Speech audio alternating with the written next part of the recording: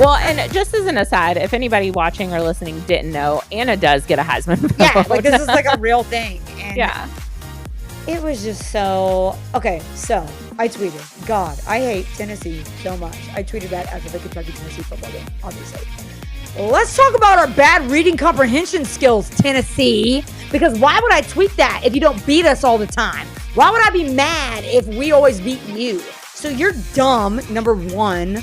Learn to, I don't know, come up with a concept of why I would say that. So people are getting on me about it, being like, oh, screw this bimbo, screw this stupid person. It's like, dog, it was like complimentary. Like, why would I say that? Also, quit booing people's injuries. That's pathetic, and you'll suck for that.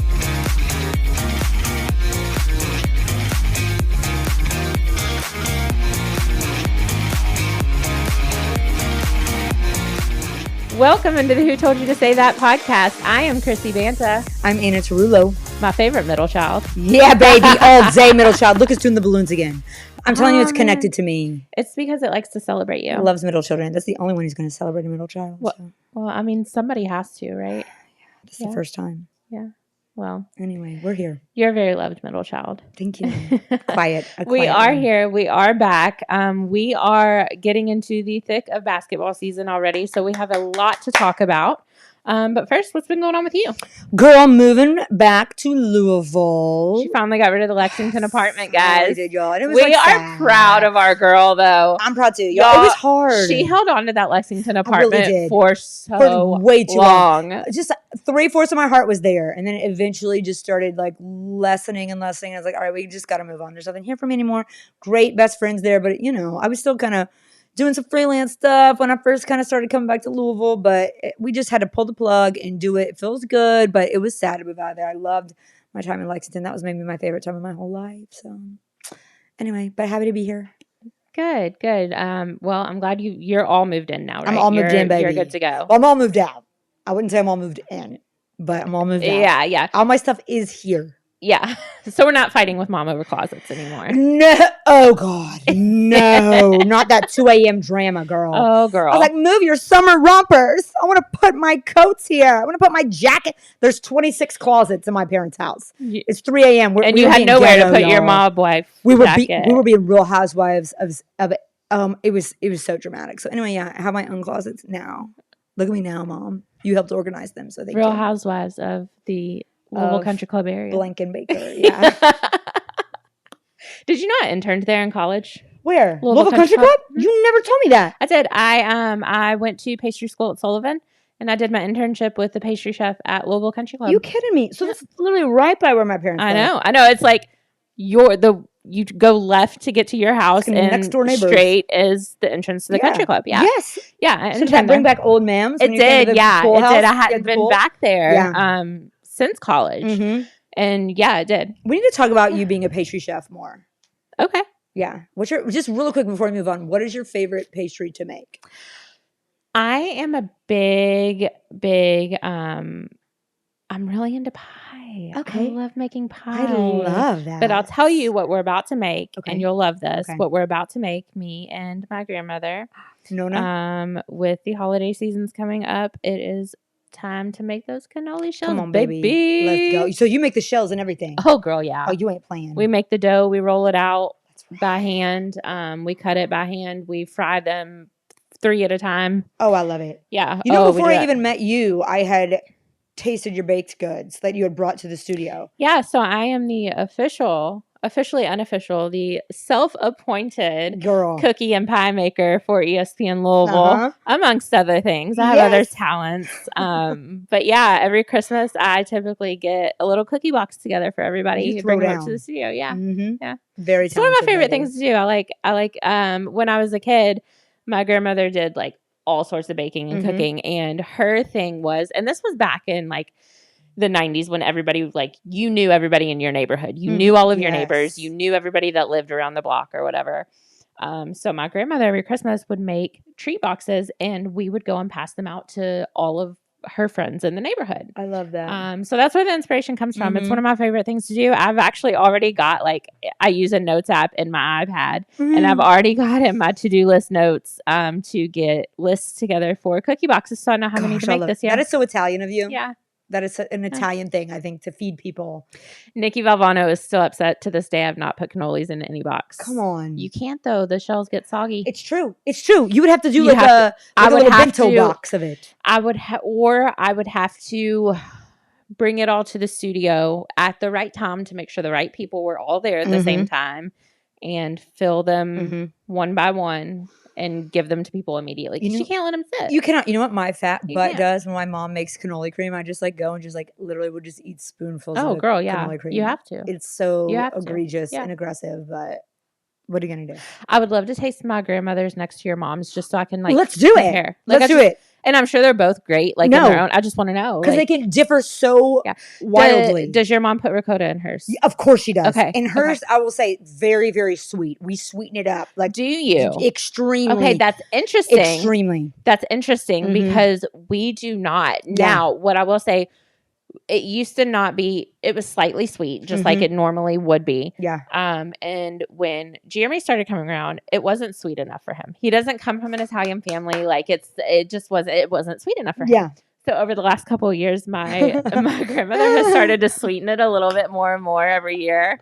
And of course, like the OGs, we picked up on it pretty quick. Like I tasted it and I know if she like uses less lemon zest or adds more sugar or like if she uses more milk than cream. Like I you can know I can clock it instantly.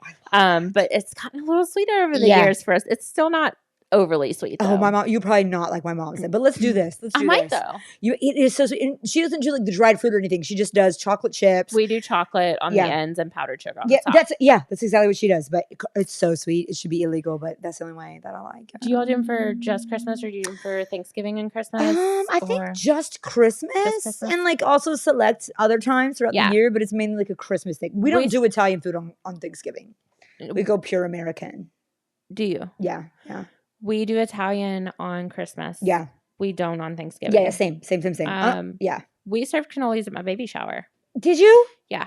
I had a derby themed baby shower. So we had like a bourbon bar. Heck yeah. I did every guest had like individually packed in like little gift boxes, Rebecca Ruth's bourbon balls. Oh, how sweet. We had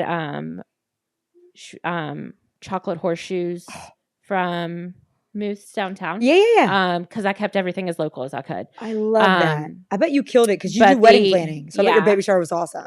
Yeah, I had a huge hand in planning mine. I'm sure you did. I wasn't not gonna be involved in that. You're so opposite. But I know. So I kept everything local. Like we had the bourbon bar, all the wine we served, because just because your girl couldn't drink doesn't mean my friends shouldn't be able to. That's a real friend. The Eagle Rare was gone before the guests arrived. Baby. So all the wine was local. All of the like treats were local. We had Ladyfingers cater. Like it was a whole local thing, and we did mini hot browns from Ladyfingers. And we did country ham and biscuits. The biscuits were from Ladyfingers. The country ham was from a local place called B&N out in Baghdad. Yeah. And he smokes his own meat and stuff out there. Yeah. A lot of locals, like they actually just got voted third best burger in the state. What? It's a legit place, y'all. Like you drive out there. It's in Baghdad. It's in Shelby County. Middle freaking nowhere. Yeah. This was like an old gas station, right? But I swear they have the best food. And like during COVID, he remodeled it. So the inside, instead of being like a convenience store, has booths and tables in it now. And it's more aimed toward being a restaurant. But they still have like the old deli counter and stuff. It's so good. But he did our country ham. So we kept everything local. But yeah, the only thing that didn't align with the theme was I told my grandmother I wanted to have cannolis. He said, come on, girl. Yeah. She's a Kentucky baby, but she's also an Italian baby. So let's make note of that. Yeah. We got to represent all of our cultures. It's important. Speaking of cultures, women's basketball is here. Come on, baby. Which is our culture. That is our lifeblood. That's who we are. It is. I'm going to jump right into U of L. They took a 66-59 loss to number 5 UCLA in Paris this past Monday. My first impressions, I'm pretty happy with this team so far. Okay. Taking a loss that close to a UCLA team that looked really good, especially in a different country to start your year off. I mean, it was the first game of the year. I've never seen a Jeff Walz defense come out that prepared this early in the year. Okay, wow. So I was definitely, I mean, they had 21 team steals. Like they were out there. Yeah, they were putting the pressure on UCLA's offense. That's wild. From start to finish in that game. And I was really impressed with the defense. Now, I do think the offense has a lot of work to do. They had some silly turnovers, which is typical early in the year. I think they do need to work on some shot selection. They were 24 of 75 and went 6 for 29 from the 3-point line. Now, did that feel a differentiation from what you usually see under a Vols offense? A little bit. I mean, they were just chalking up the threes, 3 after 3 after 3. Yeah. And it felt like they really needed to slow it down a little, think about the shots they were going to take instead of just throwing up threes and hoping they go in. Mm-hmm. Were they contested, or did they seem open, or was it just they weren't falling? A little of all. A little bit of both. A little bit of everything. Yeah. And I think that's fair this early in the year. So I think once he's really able to fine tune some of the shot selections they're making, some of the choices they're making on offense, I think this team is really, really going to be a battle down the stretch, especially come March, which isn't unusual for a Jeff Walz team. Yeah. And we know that. But I think the big difference this year is we've got 9 freshmen on this team. Wow. We are stacked with freshmen. Yeah. But we're also stacked with a lot of talented freshmen and a lot of talented transfers. So we have all these new pieces falling in, and we've had a lot of new pieces the last few years. But you could kind of see this year coming. He caught a lot of slack last year for not having any incoming freshmen. I think we had one last year. She redshirted.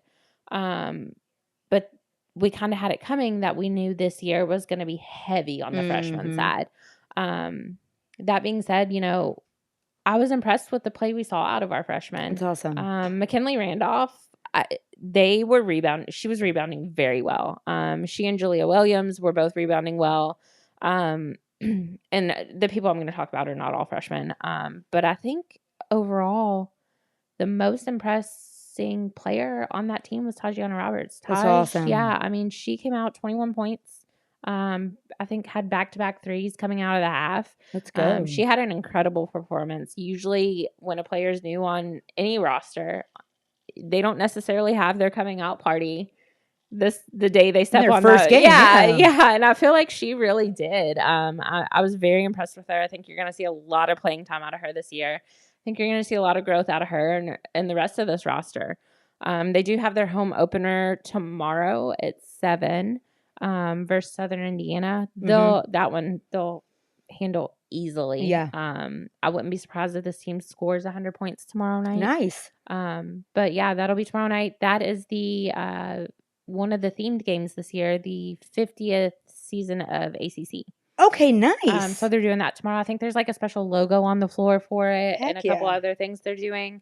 So that'll be pretty cool. So if you have a chance to get out to the Yum Center Friday night at 7 to watch the team play, this is going to be your first chance of many. Yeah.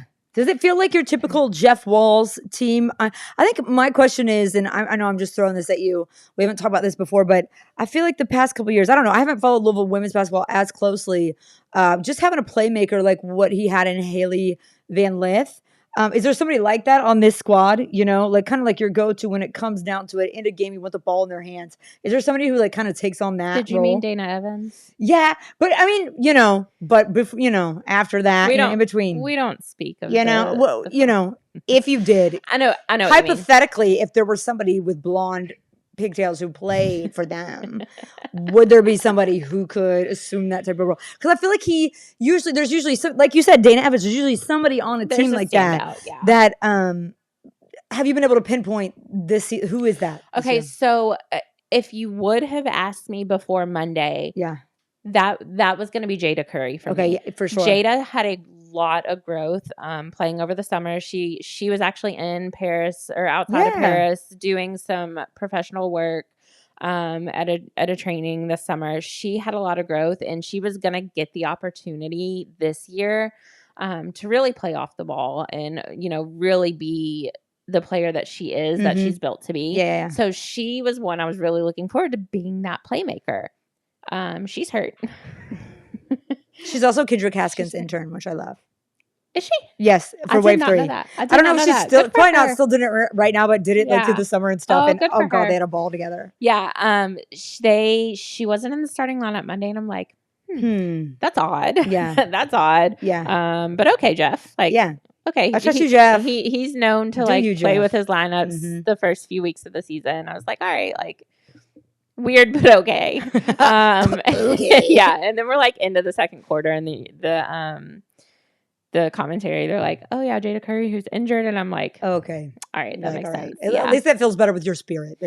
You don't want her to be injured. I don't but want it's her to not be like injured, no. But I makes sense why you're don't not think seeing it her. is an injury that is going to stick around long. I think we'll still have the opportunity to see her be That's good. a true playmaker. That's good. Yeah. That's good. Looking forward to it. It's gonna be a tough but good season for them. Yeah, I'm excited. It was announced today they're gonna open next season in Germany against UConn.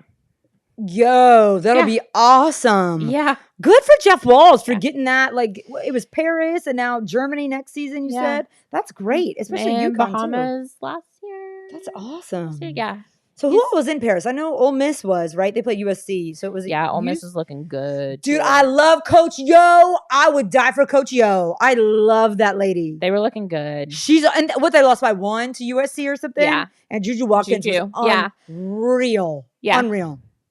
She was awesome. I almost wish, and I understand why they didn't do it and why they couldn't do it. I almost wish, because it was those 4 teams, they could have almost done like a tournament. Yeah. I would have loved to have seen that. What an interesting mix of teams. It would have been a fun way to start the year. For sure it would have. So those were the only 4 teams there, yeah? Yeah. That's cool, though. Yeah, it was really cool. It was really cool. Man, I love Coach Yo. She's awesome. She's my fave. Speaking of coaches, we've got Kenny Brooks getting his first win in Memorial. Kenny, baby! 98-43 over USC Upstate. They were at home. Your girl Claire Strack had 22 points. Tiana Key and Amelia Hassett with 9 boards each. What are your first impressions of this team and this coach? Girl, I'm not even going to front. Like, I did not watch that game. I followed along with it, looked at some stats after, but I wasn't able to sit down and watch the game. But to put up that many points in such a dominant win, it's crazy. Between the men's basketball head coaching change, the women's basketball head coaching change, it just feels like a new era of, we're not going to play with our food here. We're going to get it done. We're going to be. It still amazes me that Kentucky was able to get Kitty Brooks, a Final Four coach from Virginia Tech. What the heck?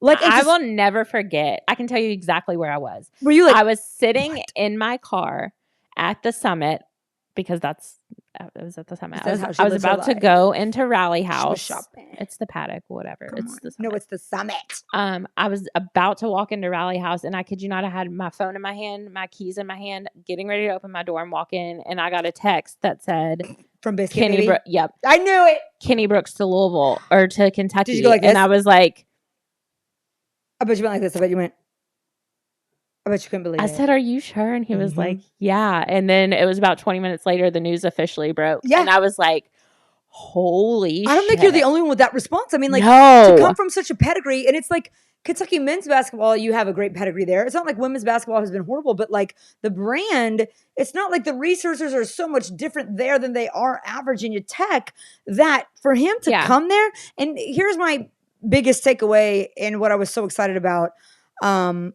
Just the recruits he's the team he's been able to assemble in the offseason, but even he said that scheduling teams do not want to play them, in this, this early season outside of conference play, because they said it's not the old Kentucky anymore. Like, they're having issues scheduling teams because they know how good Kenny Brooks is. There's a reason. There's a reason coming off last season and the last couple of seasons. And please do not get this twisted. I have a lot of respect for Kyra. I love Kyra. Kyra is a local girl. A lot of people love Kyra. I love Kyra. Dave had a lot of respect for Kyra. Yeah. But coming off these last few unsuccessful seasons. Yeah. And we're gonna leave the SEC championship game. That is an outlier there. I mean, really, everybody knows. Yeah. But coming off especially with that draft pick with Ryan Howard in there, like that's all you did. Yeah. And I love her. But like she almost, I hate to say this, and this is no disrespect, almost reminded me of a Kenny Payne situation where Kyra Elsie was always good at being kind of like the good cop, bad cop, being the good person, good at individual instruction, good at being able to,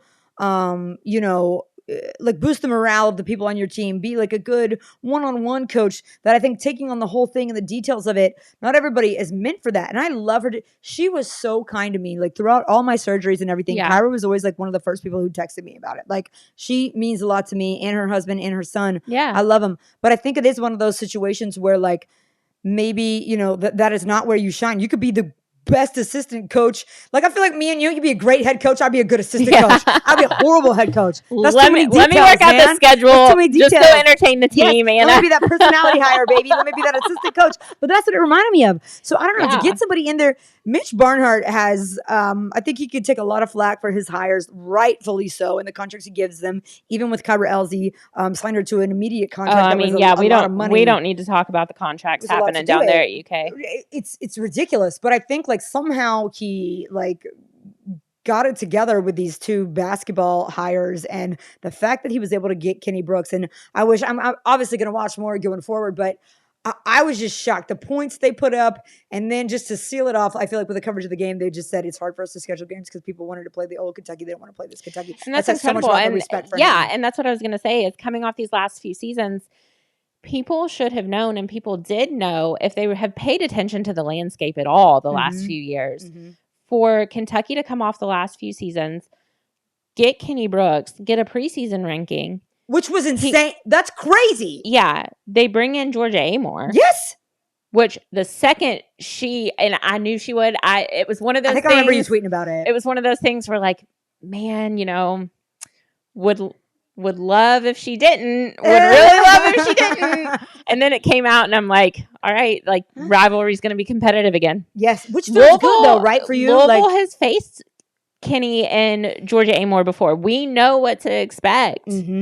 When that matchup That's such a great shows up. side of it. And let me tell you, that game's early this year. Oh, baby. When is it? It's November 16th. It's like next week. It's like a week and a half. Yeah. Wait, where is it? It's in Lexington. Is it? It's in Lexington this year. Let's go. So, and this is unconfirmed. Nate Huber and Andrew Bosch are doing some work on it for us. That I can confirm that will be the first post-game show for U of L women's basketball that Dave and I have this season. We're not going to have one for tomorrow night's game, but we will have one for the UK U of L game on November 16th. We are working on potential locations for a watch party because it is an away game for Louisville. I know a lot of people will probably still go down to Lexington. Yeah. But we'll have to be here for the post game, so we are hopeful to have a location for a little watch party. Let's give it up for Nate and Andrew Bosch. They've been working their tails off for us. They really have. They really have. Very appreciative. We are appreciative of them, and I will get with you on the potential of you joining the post game show that night. I would love to. I would love to. I know we've talked about it with Dave before about having you on for that one. So, and it's early. Yeah. So that matchup's early this year. And I think with both teams having so many new pieces between coaches, players, you know, and Jeff and Kenny are friends. I know. They're friends. So like, I think it's beautiful hire for the storyline in the rivalry. They did. Mitch did it for the plot. I know. I'm telling you, we did it for the plot. Mitch did it for the plot. Like, okay, Real Housewives. Okay, bravo, Andy Cohen. Mitch was down there and he was like, "We've dropped 7 in a row. This isn't a rivalry anymore. We got to do something for the plot. Baby. Let's bring some drama." I just wonder how that whole process went. Like, who advised him and how that even happened. I in the selling points for Kenny Brooks too, and I have a crush on Kenny Brooks. I'm like, you are the coolest. Speaking of crushes, you have several. That you didn't get any show notes for tonight, so you don't know what we're going to talk about. Fly, baby. She's going off the fly. Like normally, I'm so good about getting Anna's show notes at least by lunchtime. The day of. Don't worry about it. She got none today, so we're flying off the handle. So what she just said was not a setup. But I do want to talk to you about your crush on the Pope family Hallmark movie you have created. Oh my God, you guys! Where's my Mark Pope? Where's my Mark Pope? Lord, send him to me. Nobody loves the Pope family more than Anna Tarullo. I just feel like it was written. Like if you read that is your Hallmark movie. It is it's my everything. I'm not gonna say Bible, but it's like one step. The Pope family is Anna's Roman Empire. There's so many little God winks in it. Like every time I open Twitter, there's a new tweet from Anna about how she would die for the Pope family. And they're so in love, and they kissed after the game, and like they're so in love with each other. Oh my God. Stop it. Their story's so freaking cute. And her dad was a college basketball coach. And then he's a college basketball coach. And then like her dad's coaching friends were all like, maybe we should have her on as a guest. Oh my God, we have to work. We have to do it. We have to get the girls on. I am in love with them. I'm obsessed with her and her personality. Do you know anyone that could get them on for us? Oh, I know people who could definitely get in there and ask for sure. Let's do it. I just love her path too, of like her job. Like that's very similar to how I started my career in New York, working in like production for a major network. And I know a lot of people who had her same job. So I don't know, just her path is so cool. And just the role she embodies. I don't know. There's something really, really nice about it.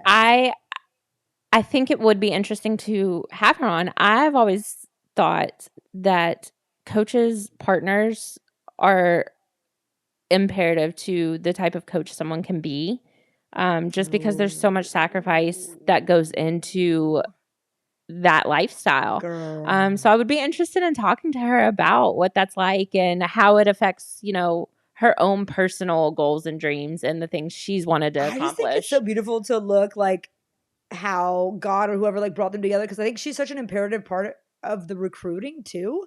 Just knowing that like that's her background, is that her dad was a coach. Yeah. Like, and she can kind of like coach him up on stuff, and he listens to her. Like, it is this coolest I just feel like there are people, no matter how you feel about it, like they're very like God-led people, and you can see these little God winks in Mark Pope's life. Even that, he wore 41 for Kentucky. His first, real game, they score 40, or they win by 41, whatever it was, 41-point win, something like that. It's just these beautiful little coincidences that I'm like, okay, there's like something, you're being led by something that's really beautiful. And she's so cool. Like, she has a fiery personality. Like, she's not quiet. Ellen Calipari was great too. Love Miss Ellen. She was awesome. But I think Leanne Pope is like something different than you get from most coaches' wives, because she's very outspoken. Yeah. And she's very high energy, and she's got a big personality. Like, you're going to know she's there. You're going to know she's there. And she's going to sit on the bench with her little friend, and they're talking, and they're laughing, and they're having a good time. I'm like, I want to hang out with her.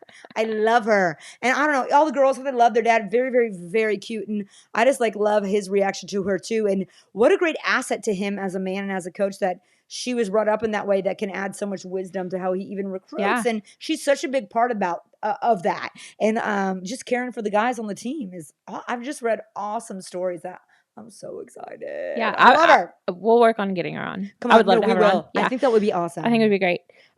So speaking of Pope and Kentucky, what are your first impressions with this men's basketball team? I've seen a lot of really positive things out there. I admittedly did not watch them play this week.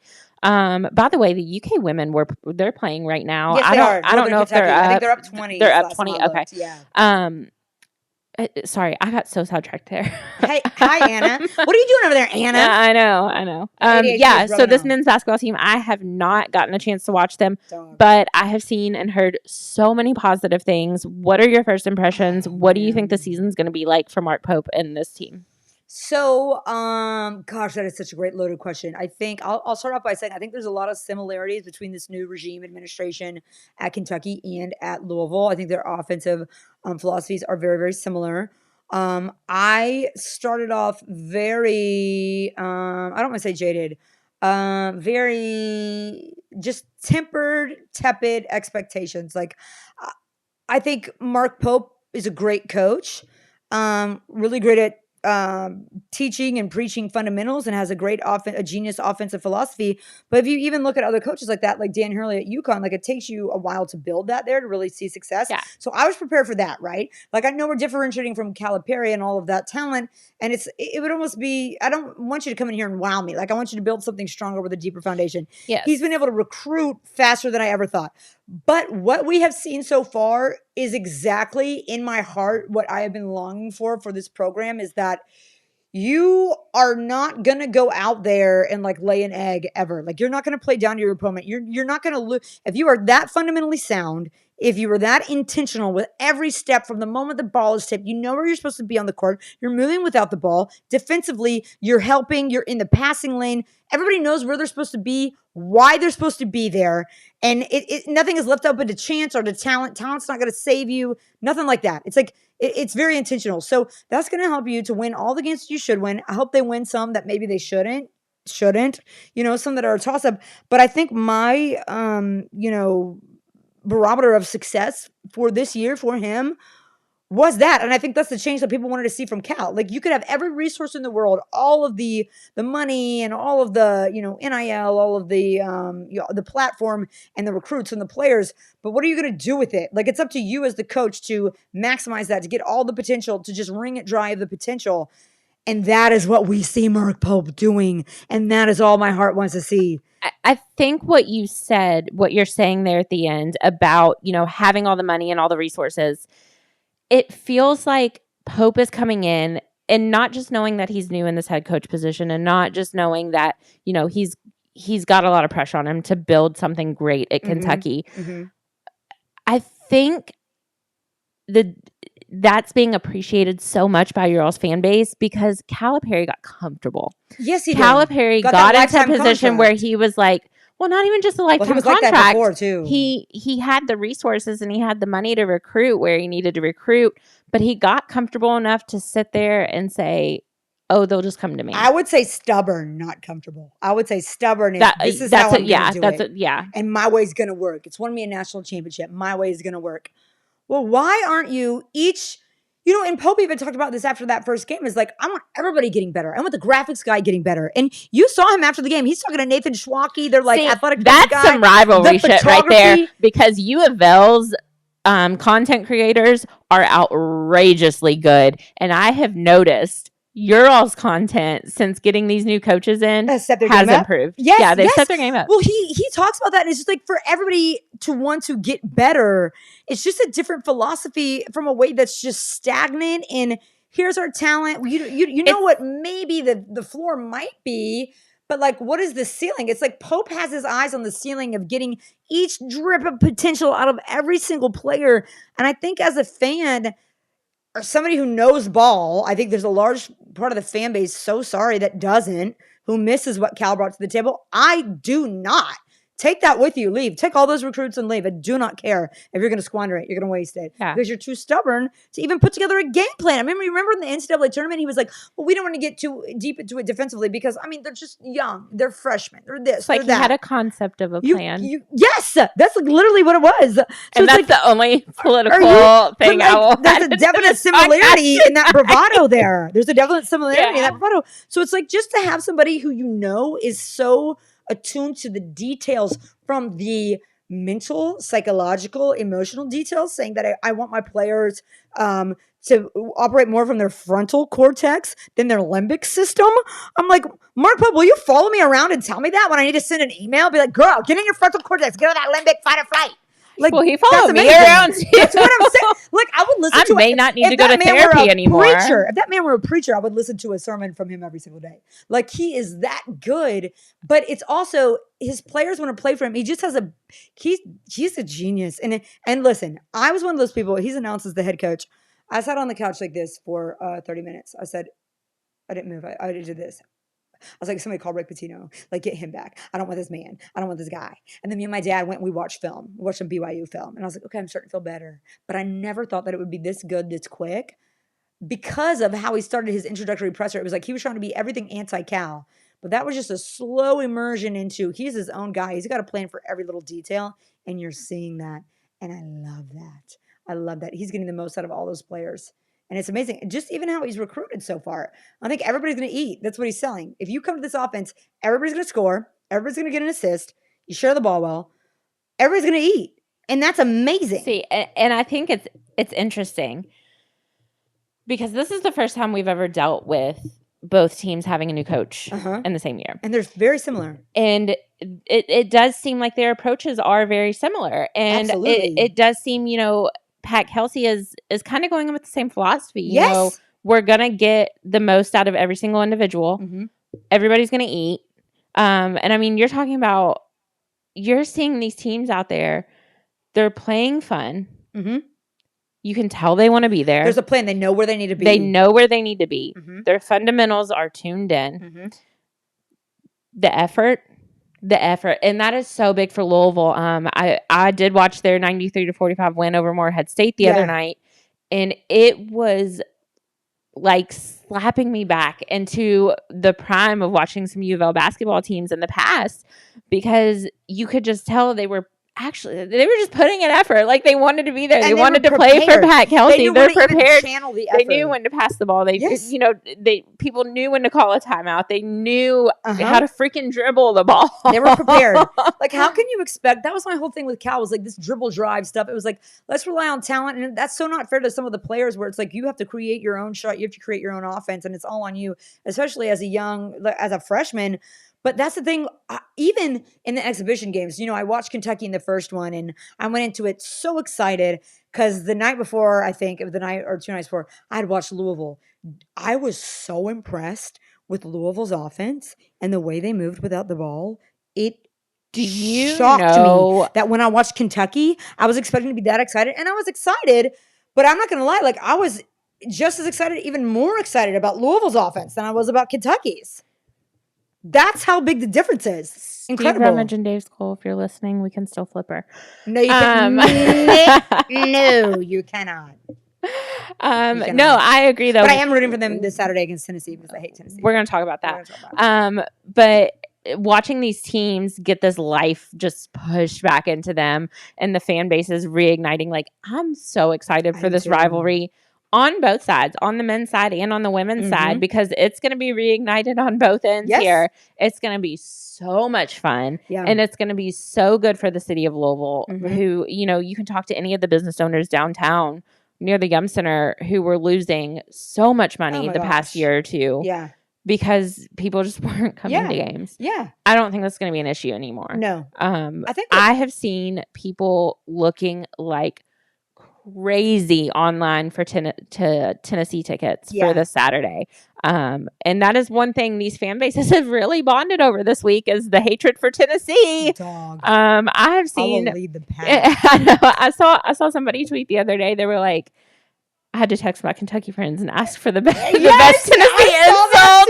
I retweeted that. I was like, dog, hit me first. I'm so silly. Like, I didn't even realize until I moved to Lexington that in some parts of the state, Tennessee is a bigger rival than Louisville for Kentucky. It's funny you say that, because I grew up listening to my dad say that. He has always, and my dad's from Oldham County. Like, he grew up playing basketball with Kyra Elsie and LaGrange. Yeah. Like, I love that. He's from Oldham County, so he's not from southeastern Kentucky. No. Now, his family they're all from, like, the Bell County area. Yep. They're from southeastern Kentucky. Baby. But, like, my dad has always told me since I was a kid, Tennessee is a bigger rival than Louisville. Dog, I didn't believe it. I did not believe it until I moved to Lexington, which is central Kentucky. Like, it's not even that close to Tennessee. I mean, y'all hate Tennessee. Well, I hate Tennessee. And it never even clocked for me that was a rival. When you go south, do y'all drive around Knoxville, or do you just go through it? I don't even acknowledge that it exists. I hate Tennessee more than I hate Louisville, I think. Finally, it's happened. A lot of Kentucky fans do. And not to mention what's happened this past week. We'll talk about it later. But now here is my little thing I'm going to admit to you. The city of Knoxville, like, we're leaving sports out of it. It's not cool. It's one of my No, it's not. Chrissy, you got to go. No, you got to go outside. You got to go to Athens. You got to go to Oxford, Mississippi. You got to go to Athens, Georgia. Listen, there's a little place on Gay Street called Cruise Farm, and they have the best ice cream in the whole world. We can do ice cream. We can figure out other ice cream. We're going to figure out other ice cream. It's all soft serve. I will say, I am so excited for Kim Caldwell, Tennessee women's basketball coach. Okay, so did you know she's from Parkersburg, West Virginia? She was really good friends with some of my closest and best friends from when I lived in West Virginia, like high school classmates with them. And her rise from, she was at a D3 school there, then was at Marshall, I think, just a year. Her rise, and her dad was her coach, and he's passed away, I think. But like, it's just been such a beautiful story to watch her from Parkersburg, West Virginia, be able to be the head at Tennessee. Like, we're not talking about just any D1 women's basketball program. It's a Pat Summit. You're talking about the Lady Vols. Like, you're talking, it's Tennessee. With it. So I hate Tennessee with everything except women's basketball. But there are a handful of women's programs out there. You're talking Tennessee, UConn. Well, those were the OGs, dude. Tennessee and UConn. But you got Tara Vanderveer was at Stanford. Like, you gotta, But I feel like Tennessee, UConn, a level up here. Tara Vanderveer, a little bit. Well, and Dave and I used to talk about this all the time. There, the parity is much different now when it comes to women's basketball. It's awesome. Excellent. But it used to be you had your Tennessee, UConn, Stanford, Baylor, Notre Louisville, Notre Dame at one point, Mhm. and then you had a huge gap Yep. in everybody else. Yep. That's not there as much these Isn't days. that awesome? But yeah, when you're talking about that is the Baylor. home that Pat Summitt built. God. And hell, women's basketball is Yes, the home that Pat yes, Summitt that's built. what I'm saying. Like, Not even just you're Tennessee. just talking about What the Vols she's program. done for women's and Kyra Elsie played for her Yeah, too. Like, yeah. I mean, her reach. And so for Kim Caldwell, who's like only 3 years older than me, 4 years older than me, from Parkersburg, West Virginia. when Talk her about dad- looking at a situation and be like, I'm doing nothing with my life. I know. I'm like, God, don't look at me. Don't ask how old I am. I don't want to talk about it. And like freaking Kim Caldwell I hope she does so well. Yeah. Like, Tennessee, whatever, y'all are annoying as hell, but I'm Tennessee Lady Vols all the freaking way. I hope they do great. We have some personal beef with Tennessee right now, don't we? Yeah. Like aside from Some reading comprehension beef. they are idiots. pushing to get your Heisman vote. Yeah, no, they were away. emailing people and creating lies. They were creating lies. Like, so I'm in the middle of moving, right? You know how stressful moving is? Well, and just as an aside, if anybody watching or listening didn't know, Anna does get a Heisman vote. Yeah, like this is like a real thing. And yeah. it was just so okay. So I tweeted, God, I hate Tennessee so much. I tweeted that after the Kentucky-Tennessee football game, obviously. Let's talk about our bad reading comprehension skills, Tennessee. Because why would I tweet that if you don't beat us all the time? Why would I be mad if we always beat you? So you're dumb, number one. Learn to, come up with a concept of why I would say that. So people are getting on me about it, being like, oh, screw this bimbo, screw this stupid person. It's like, dog, it was like complimentary. Like, why would I say that? Also, quit booing people's injuries. That's pathetic and y'all suck. For that. Clemson does that. I've got a whole issue with that. Orange teams, man. So then this tweet took on a life of its own. And people were like, oh, she's a Heisman voter. Obviously, she cannot be, what's the word? Neutral. She cannot be, unbiased. Well, guess what, you idiots? All these people who don't know anything about anything are tweeting me. They started emailing the president of the Heisman Trust that I should have my vote taken away. There's some journalists there in Knoxville. It got so bad, I wasn't even reading the tweets. I was just blocking. I'm on all their message boards. They're all attacking me, like brutally attacking me. I'm in the middle of moving. Moving sucks. I'm like having anxiety attacks. Yeah. I'm like, gosh. So anyway, this random journalist there is like, I emailed the Heisman Trust to get her vote taken away, and he said he would do it. He said he would take care of it. That never happened. So then I have people messaging me that are like, is it true you got your Heisman vote taken away? I'm like, no, that is not true. But this is how dumb they are. So when you're a Heisman voter, you get three, your ballot, it consists of 3 votes. And like the first one gets so many points, second one, third, it's different points for each one, obviously. And this is how much they moved the goalpost to is like, I can't remember where I had him. I had Hendon Hooker on one of my ballots like 2 years ago, and I had him third. And so I said, okay, if you want to take my vote away, you're an idiot because I've actually spent a vote on a Tennessee player before and never a Kentucky player. And they're like, okay, yeah, that's because Kentucky has never had a player good enough to be worthy of a Heisman. I'm like, okay, so you agree that I'm following the integrity of the voter. Yeah. That I would never just put a random Kentucky player. That a Tennessee player is good, so I'll vote for him. That's the integrity of the vote, right? Yeah. So I said, okay, A, you're dumb. You would never win this in a court of law. You need to go study more or something. Go read. But anyway, so then Not they're like, court of law. They were like, okay, well, I bet someone called Judge Judy. No, that's what I'm saying. I'm like, get out of here. So anyway, then one of them was like, well, I bet she didn't even have Hendon Hooker number 1 on her ballot. I bet she only had him number 3. So screw her. It's like, okay, let's move the goalposts so far that it matters. But they were being so evil. I have never went on a blocking spree like that. Like, and it took me about half a day to start blocking people because I was just oblivious. Normally I just don't. I just ignore it. They were so mean to me. Like, this dumbass bimbo. Like, she's got too much makeup on. She doesn't know anything. I'm like, what do you know about college football, you idiot? Also, yeah, take away my vote when I voted for one of your team members before. So anyway, Tennessee, screw you. Hate everything about you. I'm never going to take that back except for women's basketball. We're cheering for you there. Also, I'm friends with like other coaches of Tennessee things, like very good friends with them. So I was like, you know nothing. One guy, I was just like, don't talk about things that you don't know, that you're not involved in. So you're not important enough to comment on this. But anyway, yeah, I hate Tennessee more than Louisville now. I'm wearing red Saturday. So Louisville beats Tennessee. Oh, I'm not lying, you guys. Oh, That is how much I hate them. we can Like, flip her, guys! no, you can't flip me. In this one instance, I would go to that game like I would dress up as the Cardinal. That's how much I hate them. I hate everything about them. I hate their stupid. Where's the Card Chronicle mask? Where's the bird mask? I'm not gonna put it on now. Where is it? We've got one. If you guys didn't notice, we have another brand new set. Come on, baby. We're in the studio now. We are. We got that studio set up over at B Hall. Look, and doesn't that remind you guys of Home Alone? The Michael Jordan thing? Come on. We did bring Pepe with us. Pepe, our friend is back. Here you go, Anna. I would put this on just to like terrorize and do like a burglary of Tennessee fans. Will you put it on right now? No. Well, but I'll think about it. Like, I hate you guys. I hate them from the top of my head to my toe. Like, I hate because they're stupid too. And I'm not sad to say it. It was a compliment that I said I hated you guys so much. So, but not anymore. No. Now it's personal. It's personal. But it's like, why would I hate you if you never beat us? Yeah. Idiots. Learn how to read. Stupid. And I still have a Heisman vote. Don't let that little weasel journalist say that I don't. Bye. And if you're wondering where Anna gets all that energy, I want to give a special thanks to our friends over at Alani Nu and Prime for dropping off some product, keeping us all energized and hydrated without the jitters. Be sure to check them out at alaninu.com. We did just get a restock, and they brought us some fun goodies. They brought us some of the Munchies protein packs. So these are just the individual packs, but you can buy them like in the big containers too.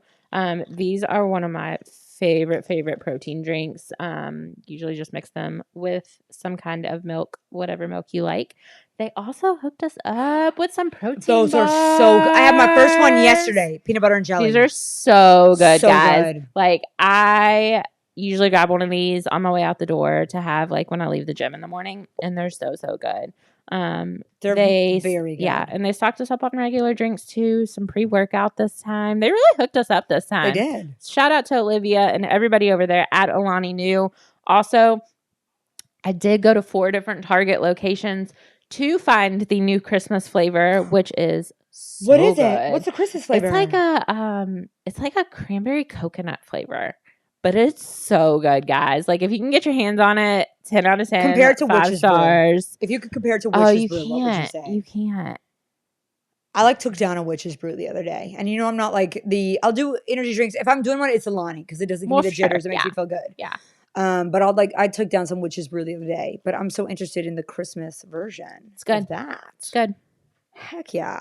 It's very good. Test it out. Very good. Some other news. We're going to move away from UK and Louisville just a little bit.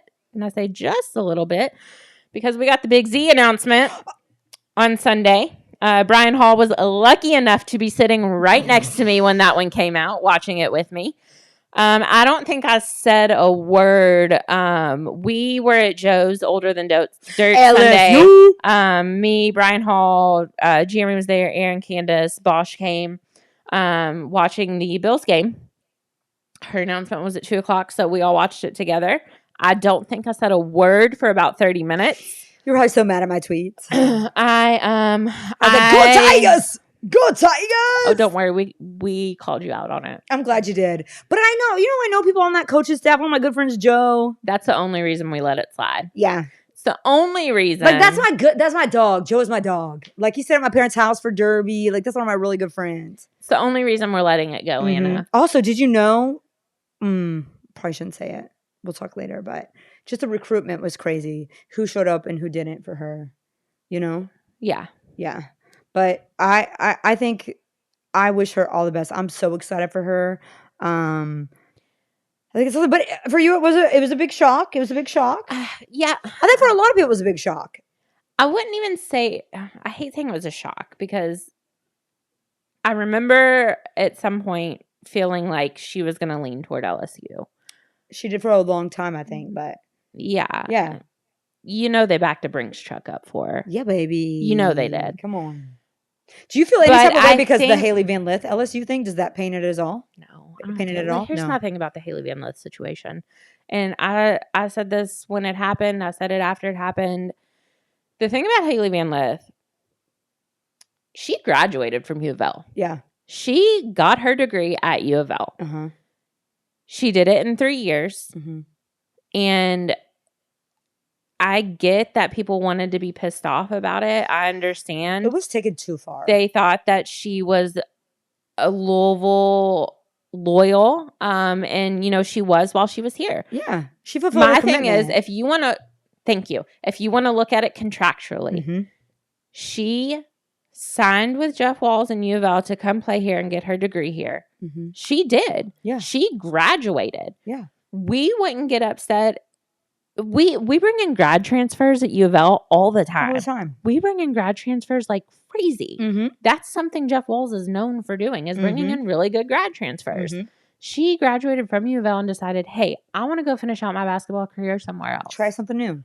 If people want to be mad at her for that, that's fine, whatever. So no, the Haley Van Lith situation has the only thing I was pissed off about with the Haley Van Lith situation is who she went to play for. Yeah. Because not a the way you feel about Tennessee, not a single cell in my body has anything nice to say about Kim Mulkey. Yeah. I had it's like nothing nice to say about her. There, or in position there either. Haley Van Lith wasn't. It's like she'd have learned no, so like, she wasn't. Also didn't make sense. It didn't make sense. Yeah.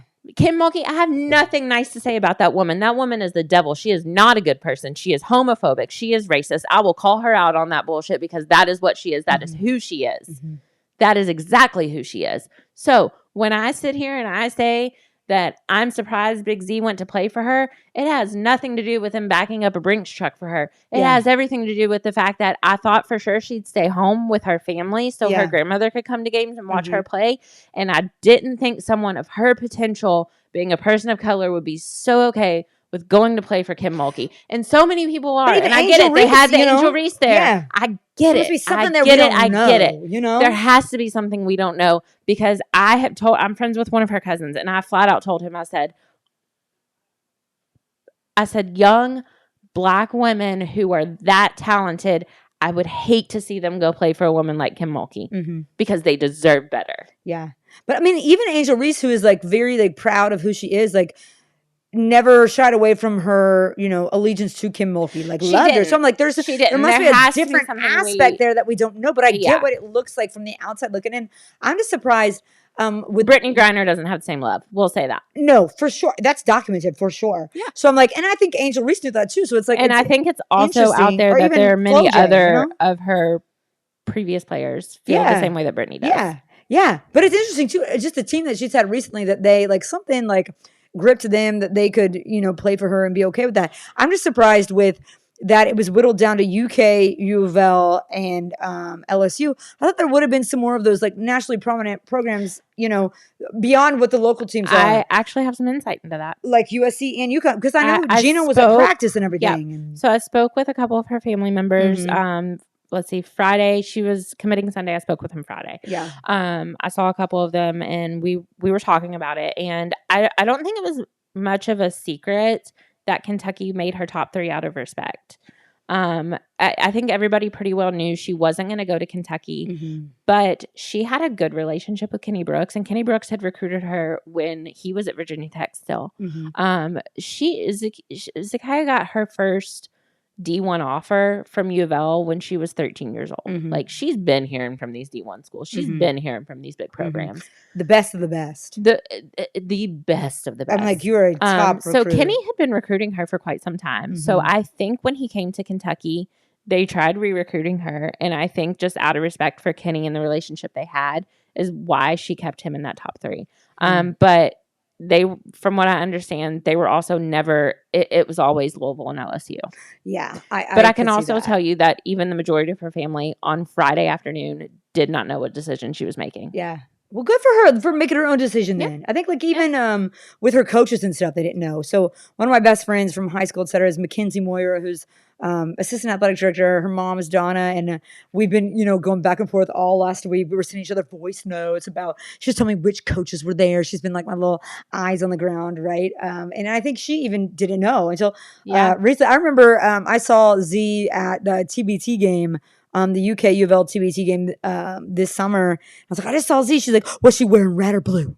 Like, it's just, I think most people didn't know, but I'm proud. And with the way the landscape is now, you can always transfer. If you're not happy, hey, go play a year. I think with her, and I understand it at that age, get out of what you've known, go try to make your name on a national scale. Maybe she did. LSU's going to give you your name on more of a national scale without being a hometown kid. You're going to get your name in different places. With Kim Mulkey as your coach, however you feel about her, it's a different type of national exposure. You know what I mean? Yeah. Especially with LSU being the number one NIL school for female athletes. Sure. I mean, look at Livy and Angel Reese. Yeah. Yeah. Angel Livy, who is actually a guest picker for game day this weekend. Yeah. Down at LSU.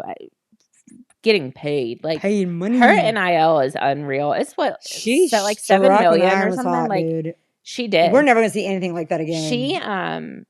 She had to stop taking in-person classes. Yeah. She just switched all online. And she wasn't even the best one on the team. Not saying she was bad by any means, but it's funny how, especially NIL, how it has very much benefited female athletes, and social media presence has been incredible, because I think it's just really catered to them and their content. So that's very, very cool. I don't know if we'll see that again, because that was kind of at the forefront of it, but NILSU, baby. I mean, between her and Angel Reese and the way they've done that, LSU as a brand, I feel like, is not even given enough credit for what they've done. Just the national championships they brought home between all sports, between football, between even successfully baseball and women's basketball, gymnastics. In the past 5 years, there's no other school doing what they're doing. So I get it.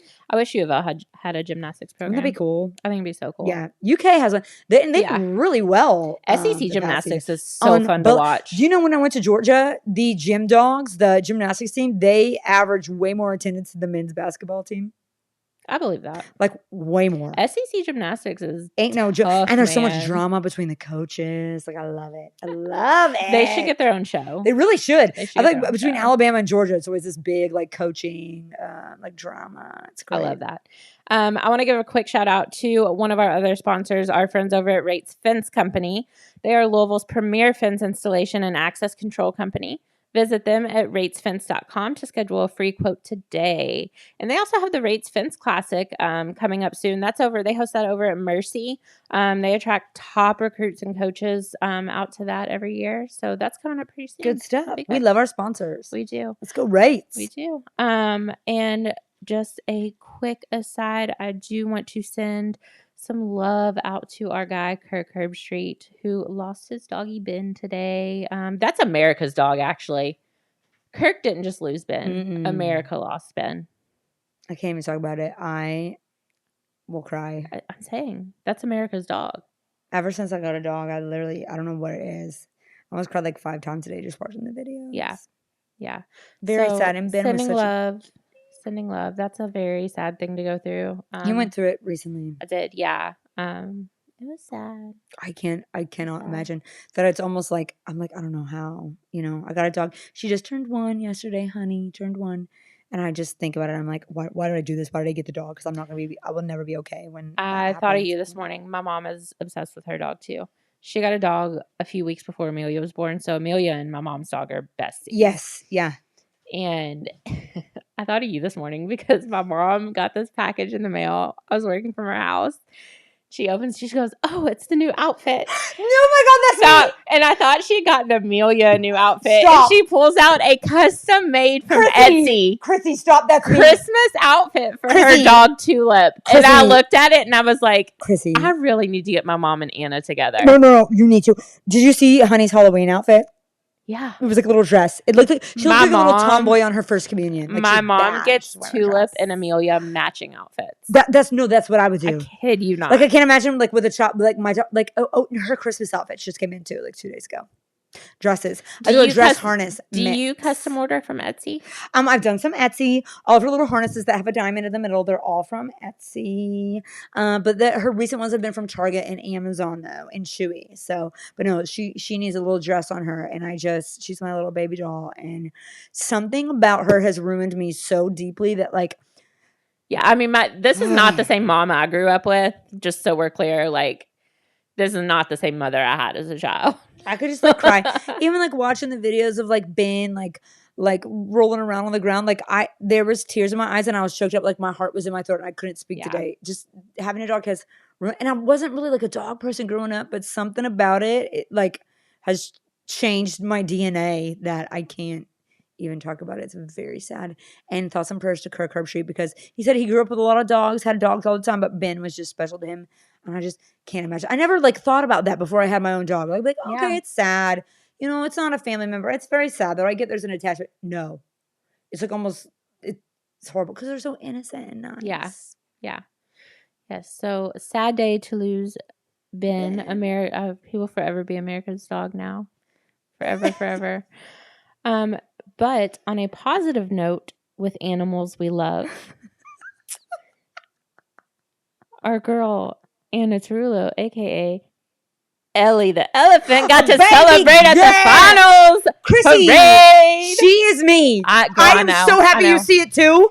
I am so happy you see it. Like, that is me. If somebody looks at Ellie and then knows you and they don't make that comparison, they don't really know you. Her hoop, she walking in with her little purse. She walking in with her little brace. She's trying to fight with the other mascot. Hopefully a Tennessee mascot. She's trying to fight with them. She probably got her nails done too. And she's walking in to the photo shoot. Bye, Sabrina. You get behind me because I'm important. Sabrina who? So, yeah, exactly. Sabrina who. So just saying. Bruce Stewart who? National champs. Yeah, Liberty came away. WNBA Finals. They got it done. They got the job. Were you surprised? Not really. Yeah. No, not really. Yeah. Sabrina had a great tournament. That's she her first really championship. balled. Yeah, she really balled out in the finals. I thought her performance was amazing. But we all know the star of the show is Ellie. Between Ellie and Stewie getting that bottle she wanted at the parade, like it was everything they wanted there. It was good. I love Ellie I so was much. like living for the Ellie content. Me too. A couple of days after the final game, I was living Chrissy, for. I think I even tagged you in an did. Instagram No, story, and I was like, "This is actually Anna Tarullo." That tells me that you really know me and you really see me. If like you can see her and be like, "That's Anna," like that tells me like you absolutely see me. God, I would love to audition. They would never hire me, but like I wouldn't even have to ask. If the opening ever comes up for Ellie, dog, I wouldn't even have to ask. I will get you to New York. Come myself. on. Like, it would be like Lee Corso. Just put on the elephant head. And it'll be a personal mission of mine. Like, we'll start a GoFundMe, get Anna to New York. Like, whatever we got to do. And here's the thing. Like, my theory is like, I really do think it is like a gay black man from the Bronx. And like that, with all complete respect. You think so? Yes. That is like the personality. I'm like, okay, like, but like same. Like in my internal monologue is a drag queen. In your mind, you're yes. No, that is what. No, I'm telling you. In my mind, my internal narrative, my internal monologue is like, yes, girl, get it. It's like when you go to play and like the drag queens come in, like, get it, confidence, believe in yourself, get it, you're beautiful. That is my brain at all times talking to me, is that. So it's like, I think that like, we would never hire somebody who weren't from the Bronx. I'm like, okay, well, I'm not, but I just think that you're what I've been looking You can for. fake the accent, though. I can. Oh, come on. Don't make me saw the Nikki V ice skating. He was just doing figure skating. We wanted to get him to hockey the whole time. He was doing triple axels. He was throwing broads up into the air. He wanted to play hockey. We didn't know. He wasn't scoring goals. Doing triple axels. We didn't know. That was Christopher Walken. I got Christopher Walken. More cowbell. I got a fever. Well, we're going to stay in New York for just a minute for our Women in Sports Spotlight for this week. We're going to talk about Sandy Brondello, who is the head coach of the New York Liberty and also the Australian Women's National Team. Okay, heck yeah. She is from Australia. She grew up playing ball over there. She was actually inducted into the Australia Basketball Hall of Fame in 2010. Get it, girl. She played on the Aussie national team for 4 Summer Olympics, coached them for 2 more Summer Olympics, and won 3 medals as a player and 1 as a coach for their national team. Girl. She was a 4th round pick in the 1998 WNBA draft, drafted by Detroit. She went on to play for Detroit, Miami, and Seattle throughout her WNBA career, and was the WNBA All-Star in 1999. Let's go. Yep. She has since, as a coach, won 2 WNBA championships, one in 2014, and then obviously this one this year.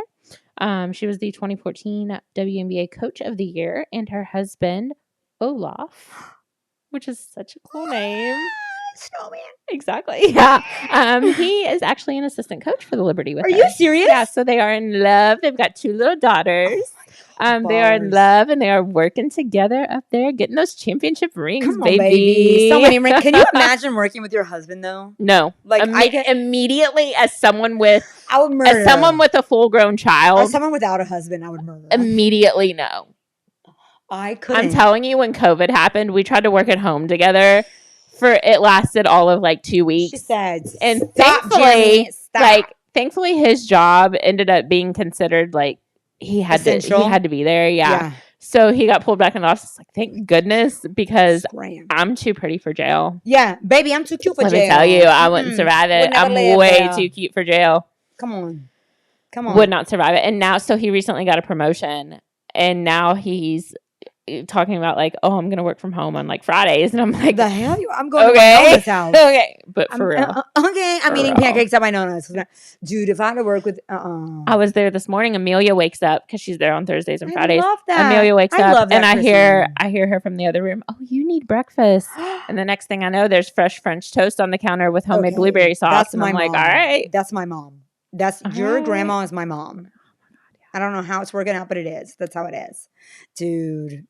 I like that. I like that you have Amelia around. Like, she has her different generations who are looking out for her. Yeah, that's the old school way, baby. That's the village. My great grandmother actually passed away on Easter of this year. Oh, I'm sorry. So thank you. Well, she had Parkinson's and it was that's sad. It was she lived a very good long life. Good. But when Amelia was born, we had 5 generations of women alive. So like that was cool because when I was a baby, we have a picture from when I was a baby of the 4 of us. I was the first one to not have a kid before I was 20. So I just got lucky in that I got to experience a life with my grandparents and my great grandparents. That's the beauty of that. Yeah. So it was really cool when Amelia was born that she was still here with us. So we got to have like a picture of all 5 of us together. God, you're going to have to show me that. Yeah. I think that's awesome. I'm sad more people don't get to experience that was like a very common thing in my family because we pulled out pictures from the Fiorello side of my family. The Paisans. And there was a picture of my grandmother, my great grandmother, and the 2 generations like before. Isn't it wild how common that used to be? My gosh, there were some of these pictures straight from the mob. I'm just telling you, like, I need to send you some of these pictures. I've got them. They were pictures that were brought over from Sicily. And, did I ever know you were Sicilian? I don't know.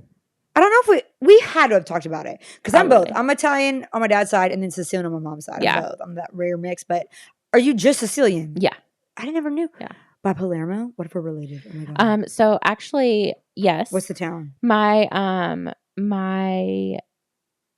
She would technically be my grandmother's cousin. Yeah. Still owns an olive farm outside of Palermo. Get the heck out. Yeah, do you know the town that you're from? I don't. I'd have to ask her. I've seen her posted a million times. But she splits her time between here and Sicily. And she used to, when she would come back here every Christmas, would bring us like fresh bottles of olive oil and stuff. It's so cool. There's this great show you need to watch on Netflix. It's called From Scratch, and it's about this little Sicilian guy who falls in love with this girl who's like studying abroad. Yeah, it's very sweet though, but because a lot of it is set in Sicily. I think you would like it. You should watch it. Yeah, you would like it. Well, that wraps up this week. I do want to let everybody know we still have podcast shirts available over at Round Daddy Tees. So please be sure to check those out. They would make a great Christmas gift because who doesn't want to receive a shirt with our faces on it? Where our faces. But we do have some other designs out there that are very cool, including one with our producer Brian Hall on it. B-Hall, yeah, boy, we need a B-Hall cam moving forward. I agree. Yeah, we do need a B-Hall cam. Also, please be sure to follow us on YouTube, Twitter, and Instagram. The handle is @WhoToldYouPod. That's where you'll receive all of the latest updates. I think we're going to throw some new content out there soon. And as an aside from the podcast over at ESPN Louisville, we do have Cream the Van coming up very soon. That is a big drive that we do every year. We raise money for Cream the Van. We go out, we go shopping. We get all these toys and other gifts, take them out to Wayside Christian. We take some over to St. Joe's. It's a great way to help out during this Christmas and holiday season. So that is coming up. Keep an eye and an ear out for more information on that. All right. You guys have anything else tonight? That's it. No. Nope. All right. Go Cats. Don't Go go Cards. Vols. Yeah, don't go Vols. We can both agree on that one. We will see you guys next time. Thank you so much.